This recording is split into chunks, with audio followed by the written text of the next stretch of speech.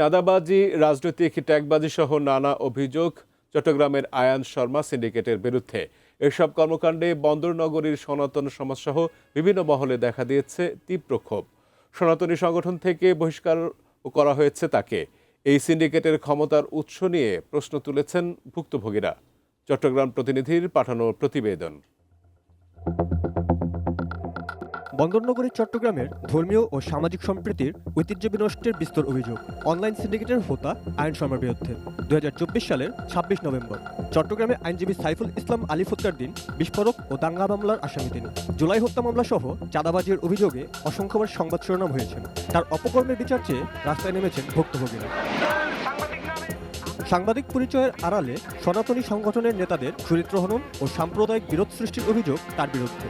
সংগঠন বিরোধী কার্যকলাপ ও অপপ্রচারের দায়ে জন্মাষ্টমী উদযাপন পরিষদের কেন্দ্রীয় কার্যকরী কমিটির সভাপতির পদ থেকে আজীবনের জন্য বহিষ্কার করা হয়েছে আয়ন শর্মাকে।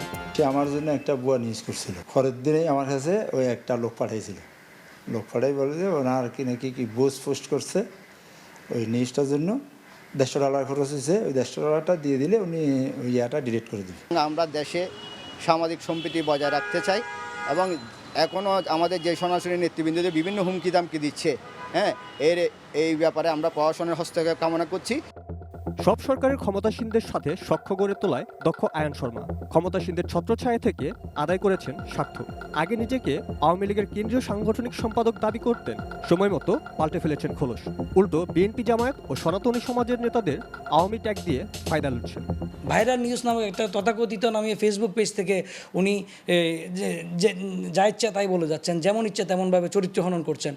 আমরা এটার প্রতিকার চেয়েছি। তার বিরুদ্ধে এত 2004 সালের অভিযোগ, আলী হত্যা মামলার অভিযোগ, সব অভিযোগ থাকা সত্ত্বেও তিনি এখনো আবার কীভাবে সোচ্চার থাকেন, কার ইন্ধনে ওনার এই সেটা কিন্তু আজকে সবাই কিন্তু প্রশ্নবিদ্ধ সবার কাছে। ভুক্তভোগীদের অভিযোগ, আয়ন শর্মা চট্টগ্রাম প্রতিদিন ও সামাজিক যোগাযোগ মাধ্যমে গড়ে তুলেছেন অনলাইন সিন্ডিকেট। এর মাধ্যমে অপপ্রচার চালানো, ব্ল্যাকমেইল ও অর্থ আদায় করাই তার মূল লক্ষ্য। ২০০৪ সালে এক পুলিশ কর্মকর্তার কাছে চাঁদাবাজি করতে গিয়ে মুচলেকা দিয়ে বেঁচেছেন। অসংখ্য মামলা, অসংখ্য অভিযোগের পরও ভুয়া সাংবাদিক ও চাঁদাবাজ হিসেবে চিহ্নিত আয়ন শর্মা ক্ষমতার দাপটে আছেন বহাল তবিয়তে। ভুক্তভোগীদের প্রশ্ন, কোথায় তার ক্ষমতার উৎস? কোর্টে মামলা করলে কোর্ট মামলা নিচ্ছে, নিয়ে সেটা তদন্তে পাঠাচ্ছে, তদন্তের রিপোর্ট আর আসে না। তদন্তের রিপোর্ট দিবে আইন শর্মাকে খালাস করে। এরকম না হলেও তার 20 থেকে 30-40টা মামলা পাবেন আইন শর্মার বিরুদ্ধে, যেগুলো চট্টগ্রামের বিভিন্ন আদালতে দাখিল করা হয়েছে, যেগুলো তদন্ত গেছে পুলিশের কাছে। পুলিশ তদন্তের রিপোর্ট তার পক্ষে বায়াস্ট হয়ে দিয়েছে। এসব অভিযোগের বিষয়ে বক্তব্য জানতে আয়ন শর্মার সেলফোনে বারবার যোগাযোগ করা হলেও তিনি কল রিসিভ করেননি। Rony Hossain, desk report, ATN news.